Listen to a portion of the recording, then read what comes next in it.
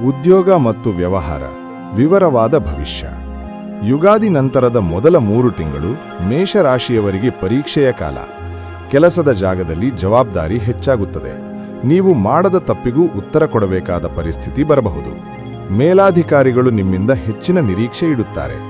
ಕೆಲವೊಮ್ಮೆ ನೀವು ಯೋಚಿಸುತ್ತೀರಿ, ನಾನು ಇಷ್ಟು ಕೆಲಸ ಮಾಡುತ್ತಿದ್ದೀನಿ, ಆದರೂ ಯಾಕೆ ಮೆಚ್ಚುಗೆ ಇಲ್ಲ, ಅಥವಾ ಇಲ್ಲಿ ನನ್ನ ಪ್ರತಿಭೆಗೆ ಬೆಲೆ ಇಲ್ಲ.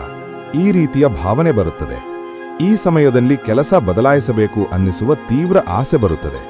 ಹೊಸ ಜಾಬ್ ಸರ್ಚ್ ಮಾಡಬೇಕು ಅನ್ನಿಸುತ್ತದೆ. ಆದರೆ ಗ್ರಹಸ್ಥಿತಿ ಹೇಳುವುದೇನೆಂದರೆ, ತುರ್ತು ನಿರ್ಧಾರ ಮಾಡಬೇಡಿ.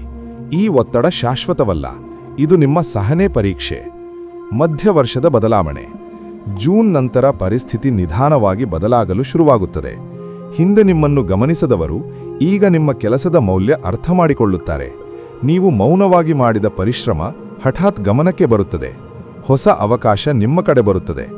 ನೀವು ಹುಡುಕದೆ ಒಬ್ಬ ಪರಿಚಿತ ವ್ಯಕ್ತಿ ಅಥವಾ ಹಳೆಯ ಸಹೋದ್ಯೋಗಿ ಒಂದು ಅವಕಾಶ ಸೂಚಿಸಬಹುದು.